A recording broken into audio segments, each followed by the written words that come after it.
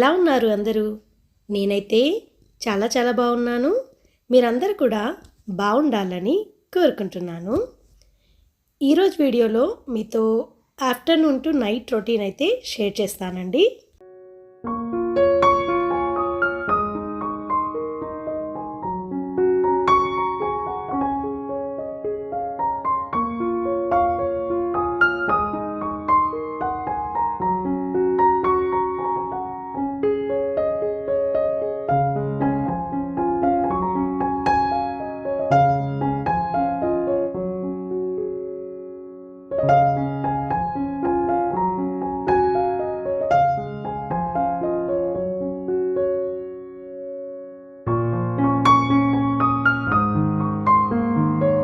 ఈరోజు లంచ్లోకి సొరకాయ కర్రీ చేశానండి. మార్నింగే చేశాను, మా హస్బెండ్కి బాక్స్ పెట్టాను కదా. సో సొరకాయ కర్రీ చేశాను అండ్ మ్యాంగో పికిల్ ఉంది అండ్ సాంబార్ కూడా ఉందన్నమాట. సో సాంబార్ ఏంటంటే మా బాబు సొరకాయ తినను, నేను సాంబారే తింటాను అంటే వాడికి ఇంకా సాంబార్ పెట్టేశాను. వాడికి చాలా ఇష్టం అనమాట, సాంబార్తో ఉంటే చాలు ఇంకా హ్యాపీగా తినేస్తాడనమాట. ఇంకా ఇద్దరం కలిసి తింటున్నాము. ఆల్మోస్ట్ 1 దాటిపోయిందండి, 1:30 వస్తుంది అనుకుంటా. వాడేంటంటే క్రికెట్ ఆడడానికి వెళ్తాడని చెప్పాను కదా, వచ్చేసరికి అప్పుడప్పుడు లేట్ అవుతుంది. ఈరోజు కొంచెం లేట్గా వస్తే ఇంక ఇద్దరం కలిసి ఆల్మోస్ట్ 1:30 ఆ టైం కల్లా లంచ్ అయితే చేస్తున్నాం అనమాట. సో అన్నీ మాట్లాడుకుంటూ ముచ్చట్లు పెట్టుకుంటూ అలా టైం స్పెండ్ చేస్తామన్నమాట లంచ్ టైమ్. మీతో లంచ్ బాక్స్ కలెక్షన్ షేర్ చేస్తానని చెప్పాను కదండి. సో ప్రతి వీడియోలో అనుకుంటున్నాను ఇంకా వీడియో లెంత్ ఎక్కువైపోతుంది అని చెప్పేసి యాడ్ చేయట్లేదు అనమాట. ఇది ఆల్రెడీ ముందే తీసి పెట్టాను వీడియో. మా హస్బెండ్కి లంచ్ బాక్స్ ప్యాకింగ్ చేసినప్పుడు కూడా మీరు చాలాసార్లు చూసే ఉంటారు తనది. అండ్ మా బాబు కోసం కూడా ఏమేమి లంచ్ బాక్స్ కలెక్షన్ తీసుకొచ్చాను అనేది ఈ వీడియోలో అయితే షేర్ చేస్తాను మీతో.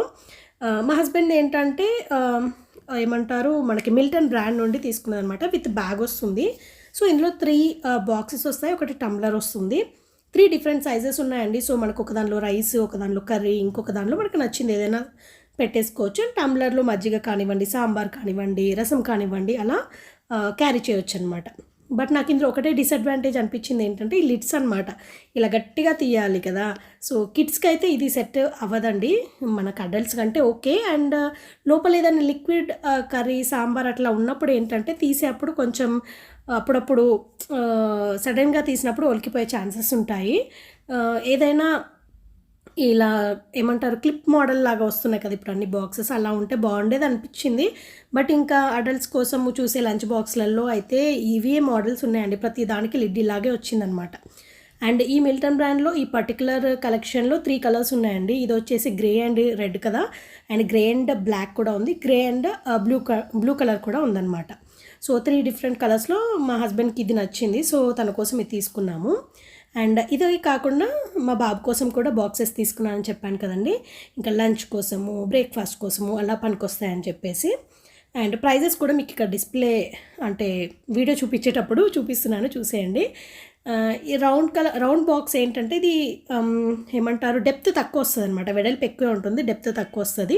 ఇది పర్టికులర్గా నేను బ్రేక్ఫాస్ట్ కోసం అని తీసుకున్నాను, అంటే శాండ్విచెస్ పెట్టి ఇవ్వడానికి, అండ్ న్యూటెల్లా పెట్టి వాడికి బ్రెడ్ స్లైసెస్ పెట్టడానికి, లేదంటే ఇడ్లీ పెట్టడానికి, దోశ పెట్టడానికి బాగుంటుంది అని చెప్పేసి తీసుకున్నాను.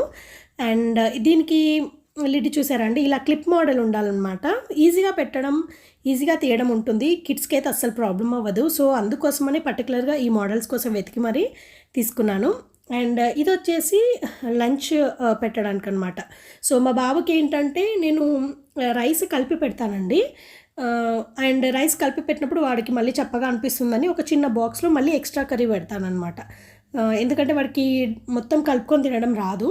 బట్ మనమే కలిపి పెట్టామనుకోండి, ఇంకొంచెం ఎక్స్ట్రా కర్రీ ఏమైనా చప్పగా అనిపిస్తే వాడే స్పూన్తో యాడ్ చేసుకుంటూ తినేస్తాడని చెప్పేసి ఇలా నేను ఎప్పుడు బాక్స్ ప్యాకింగ్ చేస్తాను.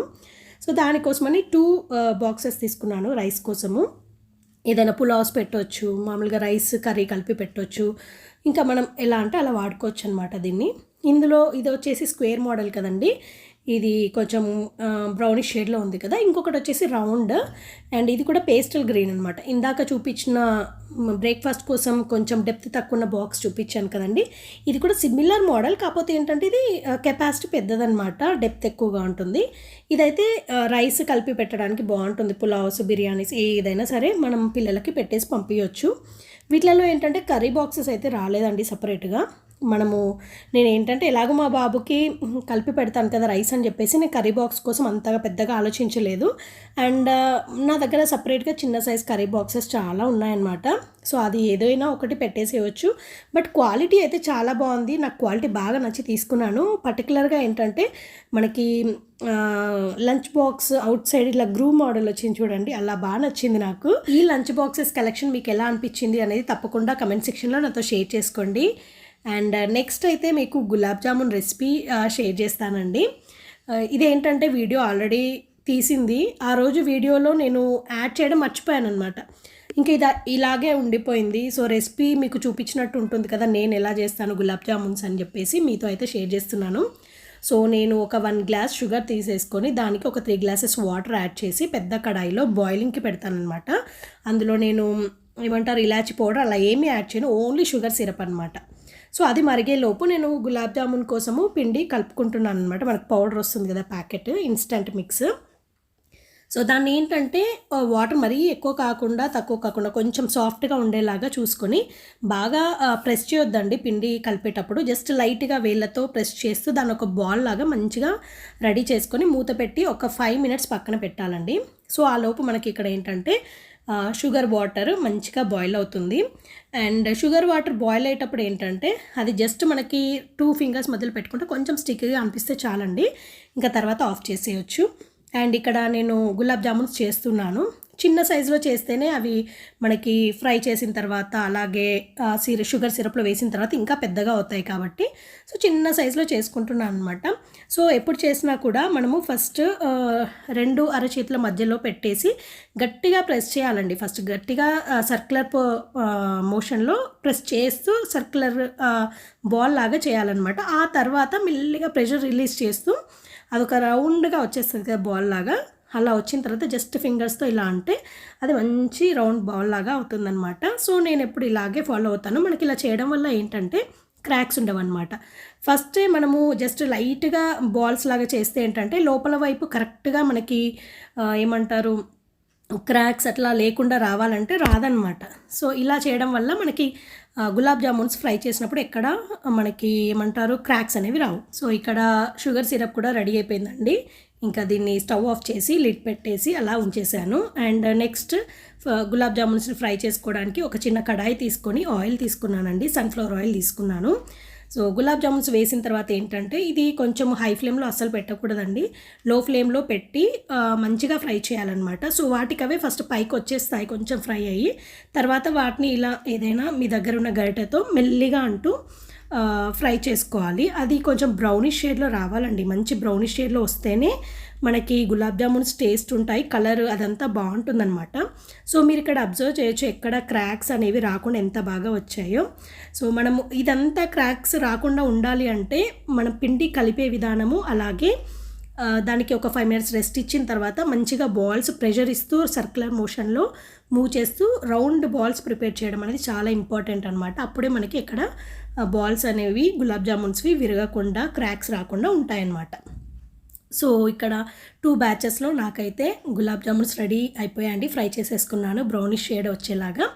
అండ్ నెక్స్ట్ ముందుగా రెడీ చేసి పెట్టుకున్న షుగర్ సిరప్లో అయితే వేసి అలా ఒక్కసారి కలిపేసి లిడ్ పెట్టేస్తే సరిపోతుంది. నేను ఎప్పుడైనా సరే మంచి వెడల్పాటి గిన్నెలోనే షుగర్ సిరప్ రెడీ చేస్తానండి. ఎందుకంటే ఒక దానిపైన ఒకటి పడకుండా ఈవెన్గా షుగర్ సిరప్ అనేది అన్నిటికీ బాగా పడుతుంది. సో నేను తీసుకున్న షుగర్ సిరప్ అయితే ఆల్మోస్ట్ అన్నీ అబ్జర్వ్ చేసుకున్నాయండి. చాలా తక్కువ ఉందన్నమాట సిరప్ అనేది లాస్ట్లో కింద. సో మేము ఇంతే తింటామండి. మీకు ఒకవేళ ఎక్కువ కావాలి అనుకున్నప్పుడు కొంచెం ఎక్కువ షుగర్ తీసుకొని ఇంకొంచెం ఎక్కువ వాటర్ యాడ్ చేస్తే సరిపోతుంది. సో చూడండి గులాబ్ జామున్స్ అయితే ఎంత బాగా వచ్చాయో, అసలు చాలా బాగుంది కదా. టేస్ట్ అయితే సూపర్ ఉంటాయండి. మనము ఫ్రై చేసే అప్పుడు కూడా లో ఫ్లేమ్లో పెట్టి ఫ్రై చేయాలి. హై ఫ్లేమ్లో పెడితే ఏంటంటే బయట బ్రౌన్ అయిపోతాయి, లోపల కుక్ అవ్వవు, అప్పుడు పిండి పిండి ఉంటుంది అనమాట లోపల కట్ చేసినప్పుడు. సో అందుకోసమే లో ఫ్లేమ్లో ఫ్రై చేయాలండి గులాబ్ జామున్స్ని. అండ్ నెక్స్ట్ ఇది వచ్చేసి ఈవినింగ్ టైం అనమాట, ఇంకా లాస్ట్ డే అనమాట. స్విమ్మింగ్కి స్కూల్స్ కూడా స్టార్ట్ అవుతున్నాయి, వాడికి స్విమ్మింగ్ కూడా క్లాసెస్ అయిపోయాయి అనమాట. ఇది లాస్ట్ డే. సో ఇంకా వాడు ప్రాక్టీస్ చేస్తున్నాడు అనమాట స్విమ్మింగ్. చాలా ఎంజాయ్ చేశాడు ఈ సమ్మర్ అయితే స్విమ్మింగ్ క్లాసెస్లో. పిల్లలకి చాలా ఇష్టం కదండి వాటర్లో ఆడడం. సో వాళ్ళకి స్విమ్మింగ్ బాగా నచ్చుతుంది. ముందు ఏంటంటే కొంచెం భయం ఉంటుంది, అంటే మనం ఎక్కడ మునిగిపోతాము అని చెప్పేసి. బట్ కోచ్ బాగా ఉన్నారు ఇక్కడ, బాగా నేర్పించారు. అండ్ మా వాడు కూడా కొంచెం ఏంటంటే ఇది 4.5 ఫీట్ కాబట్టి వాడికి హైట్కి అంటే హెడ్ అనేది బయటకే వస్తుంది కాబట్టి సో ప్రాబ్లం లేకుండే అనమాట. ఈజీగా నేర్చేసుకున్నాడు టెన్షన్ ఏం లేకుండా. ఫస్ట్ 2 to 3 డేస్ ఏంటంటే వాడికి బ్రీతింగ్ అదంతా కొంచెం స్విమ్ చేసే అప్పుడు అడ్జస్ట్ చేసుకోవడము అవన్నీ ఉంటాయి కదా, ఆ టెక్నిక్స్ అన్నీ నేర్చుకున్న తర్వాత ఈజీ అయిపోయిందనమాట. సో హ్యాపీగా స్విమ్మింగ్ అయితే నేర్చేసుకున్నాడు ఈ సమ్మర్లో. లాస్ట్ ఇయర్ అనుకున్నాం కానీ లాస్ట్ ఇయర్ ఎందుకో కుదరలేదు. అంతకుముందు ఇయర్ ఏంటంటే ట్యూబ్ పెట్టి నేర్పించారు కోచ్, అప్పుడు కూడా సరిగ్గా నేర్చుకోలేదన్నమాట. ఇంకా అప్పుడు ఏంటంటే కొంచెం ఎక్కువ మెంబర్స్ ఉన్నారు స్విమ్మింగ్ నేర్చుకునే వాళ్ళు, వీళ్ళకంత స్పేస్ ఉండదు. సో స్విమ్మింగ్ నేర్చుకునేప్పుడు ఏంటంటే కొంచెం క్రౌడ్ తక్కువ ఉండి నేర్చుకున్నప్పుడు కోచ్ కూడా ఇండివిజువల్ పర్సన్ పైన కొంచెం అటెన్షన్ పెడతారు, బాగా నేర్పిస్తారు కదా. సో అలా అనమాట. ఈసారి అయితే మంచిగా పర్ఫెక్ట్గా నేర్చేసుకున్నాడు, ఈజీగా అయిపోయింది. 1 మంత్ లోపల ఫుల్ స్విమ్మింగ్ అయితే వచ్చేసిందనమాట. ఇంకా నెక్స్ట్ ఇయర్ నుంచి వాడికి ఎప్పుడు నచ్చితే అప్పుడు స్విమ్మింగ్ ఎక్కడైనా సరే చేసే విధంగా వచ్చేసిందనమాట. సో ఆ ఒక్క విషయంలో అయితే నేను చాలా చాలా హ్యాపీ అనమాట. ఇంకా స్విమ్మింగ్ నుండి ఇంటికి వచ్చేసాక బాల్కనీ నుండి చూస్తే అసలు ఎలా ఉందంటే క్లౌడ్స్ అన్నీ ఇలా మంచి ఏమంటారు నల్ల కారు మబ్బులు అంటారు కదా, సో అలా వచ్చేసాయి అన్నమాట. సో భలే అనిపించింది. వెదర్ కూడా చాలా బాగుంది, గాలి కూడా చాలా వస్తుండే అనమాట. సో బాల్కనీలో కూర్చొని అలా టైం స్పెండ్ చేస్తే చాలా చాలా బాగుంటుందండి, మంచి గాలి వచ్చినప్పుడు. సో ఇలా రాగానే బయటకు వచ్చి అలా ఆ వ్యూని ఎంజాయ్ చేస్తున్నాను అనమాట. సో కాసేపు అలా ఉంటే ఏదో తెలియని రిలాక్సేషన్, ఏదో మంచి ఫీలింగ్ అనమాట. సో మనకి సమ్మర్ కదండి, సమ్మర్లో ఇలాంటి చల్లగాలి రావడం చాలా రేర్ కదా. సో ఆ రోజు బాగా చల్లగా ఉంది, గాలి వచ్చింది. బట్ వర్షం అయితే ఏమీ లేదండి. వర్షం పడుతుందేమో ఈ మబ్బు చూసి అనుకున్నాం కానీ అసలు వర్షం అనేది లేదు. ఆ గాలితోనే వర్షం కూడా వెళ్ళిపోయినట్టుంది. అండ్ ఇంకా నన్నారి డ్రింక్ ఈ సమ్మర్లో బాగా తాగామండి. సో అది చేద్దామని చెప్పేసి నేను మీకు అంతకుముందు కూడా చెప్పాను కదండి, లెమన్ క్యూబ్స్ ఆల్రెడీ ప్రిపేర్ చేసి పెట్టేసుకున్నాను. ఎవ్రీ టైం లెమన్ స్క్వీజ్ చేయడం ఎందుకు, అదో పెద్ద పనిలాగా అనిపిస్తుందని చెప్పేసి ఒకేసారి చేసేసుకొని ఫ్రీజర్లో పెట్టేశాను అనమాట. సో ఐస్ క్యూబ్ ట్రేస్ ఉంటాయి కదండి, అందులో పెట్టేస్తే మనకి మంచిగా చిన్న చిన్న క్యూబ్స్ లాగా అవుతాయి. ఒక్క క్యూబ్ ఏంటంటే 1 గ్లాస్కి కరెక్ట్గా ఉంటుందన్నమాట. సో నేనైతే ఇంకా నన్నారి డ్రింక్ ప్రిపేర్ చేశాను, మా బాబుకి కూడా ఇచ్చాను. సో వాడు తాగాక ఇంకా నేను కూడా బాల్కనీలో కాసేపు అలా కూర్చొని నన్నారి డ్రింక్ అయితే తాగానమాట. ఈవినింగ్ టైం ఇలా కాసేపు కూర్చొని మన కోసం మనం టైం స్పెండ్ చేసుకుంటే బాగుంటుంది. నేను ఈవినింగ్ ఈ సమ్మర్ అనే కాదండి, ఏ సీజన్లో అయినా కూడా టీ అనేది తాగడం మానేశాను అనమాట. సో టీ అయినా కాఫీ అయినా ఓన్లీ మార్నింగ్సే, అది 1 టైమే అనమాట. ఇంకా ఈవినింగ్ అయితే ఇప్పుడు అంటే సమ్మర్ కాబట్టి ఇలా చల్లటి డ్రింక్ తాగాలి అనిపిస్తుంది కాబట్టి నన్నారి షర్బత్ తాగుతున్నాను. కానీ మామూలు సీజన్స్లో అయితే ఇంకా ఈవినింగ్ ఏమంటారు కూల్ ఆర్ చిల్డ్ డ్రింక్స్ అయితే ఏమి తాగము. జస్ట్ అలా ఏదైనా స్నాక్ లాగా ఉంటే తినడం అంతవరకే ఉంటుంది తప్ప ఇంకా ఈవినింగ్ టీ కాఫీ అని కానివ్వండి, ఏదైనా కూల్ డ్రింక్స్ కానివ్వండి అలా ఏమీ ఉండవు అనమాట. అన్నీ అవాయిడ్ చేస్తాము. ఓన్లీ సమ్మర్లోనే ఇలాంటి చిల్డ్ డ్రింక్స్ తాగుతామన్నమాట.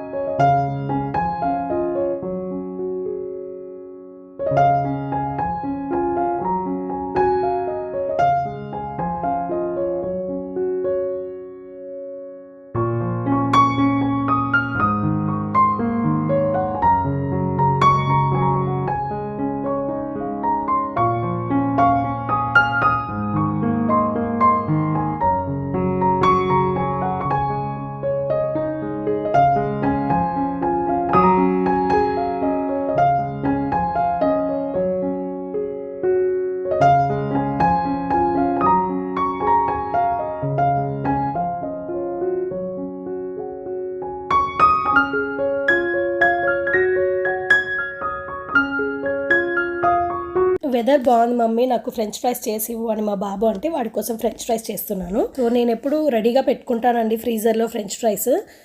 జెప్టోలో ఏంటంటే అప్పుడప్పుడు ఆఫర్స్ ఉంటాయి కదా, మనకి ఆల్మోస్ట్ 40% ఆఫ్ లాగా ఉంటుంది. సో అలాంటప్పుడే ఒక 2-3 ప్యాకెట్స్ తెచ్చేసి ఫ్రీజర్లో పెట్టేస్తాను. ఎప్పుడైనా ఇలా వెదర్ బాగున్నప్పుడు వాడికి ఎప్పుడైనా తినాలి అనిపించినప్పుడు చేస్తుంటానన్నమాట. మా వాడికి ఏంటంటే స్నాక్స్లలో ఫ్రెంచ్ ఫ్రైస్ చాలా ఇష్టము. సో నేనైతే ఎప్పుడు home made French fries prepare చేయలేదండి. ఎప్పుడైనా సరే బయట నుంచి ఆర్డర్ చేస్తాను. అంటే ఇలా ప్యాకెట్స్ తెచ్చి ఫ్రీజర్లో పెట్టి అప్పటికప్పుడు ఆయిల్లో వేయించిస్తానమాట. హోమ్ మేడ్ చేయాలి అనిపిస్తుంది, కాకపోతే అవి సరిగ్గా రావండి. అంటే ఇట్లా క్రిస్పీగా రావు, అప్పుడప్పుడు స్వీట్గా ఉంటాయని చెప్పేసి ఇదొక్కటి మట్టుకు నేను ఎప్పుడు హోమ్ మేడ్ చేయలేదు. ఇంకా ఫ్రెంచ్ ఫ్రైస్లో ఏంటంటే మనం చేసిన తర్వాత సాల్ట్ యాడ్ చేస్తాం కదండి, ఈ టైంలోనే పెరి పౌడర్ ఉంటుంది కదా, అది యాడ్ చేస్తే అదొక ట్యాంగీ ఫ్లేవర్ బాగుంటుంది. మా వాడికి అలా కూడా చేస్తాను. ఈరోజు ఏంటంటే ఓన్లీ సాల్టెడ్ ఫ్రెంచ్ ఫ్రైస్ చేసి సాస్ ఇవ్వమన్నాడు, సో అలాగే ఇస్తున్నాను. అండ్ ఇదే కాకుండా చిల్లీ ఆయిల్ ఉంటుంది కదండి, చిల్లీ ఆయిల్ కూడా వేస్తే బాగుంటుందన్నమాట. అదొక డిఫరెంట్ ఫ్లేవర్ అనమాట. సో మన మూడ్కి తగ్గట్టుగా, మన క్రేవింగ్కి తగ్గట్టుగా ఎలా కావాలంటే అలా చేసుకోవచ్చు. సో రెగ్యులర్గా అయితే నేను పెరి ఫ్రెంచ్ ఫ్రైస్ అని, తర్వాత చిల్లీ ఆయిల్తో చేసినవి, చిల్లీ ఆయిల్ యాడ్ చేసినవి లాస్ట్లో, అండ్ సాల్టెడ్వి ఇవే చేస్తానన్నమాట. ఇంకా పిల్లలకి చాలా ఇష్టం కదండి ఫ్రెంచ్ ఫ్రైస్, ఎవరైనా సరే కిడ్స్కి బాగా ఇష్టపడతారు. మెక్డొనాల్డ్స్ అలా వెళ్ళినప్పుడు కూడా అక్కడ నుంచి కూడా ఇవే ఫ్రెంచ్ ఫ్రైస్ ఆర్డర్ చేస్తారనమాట.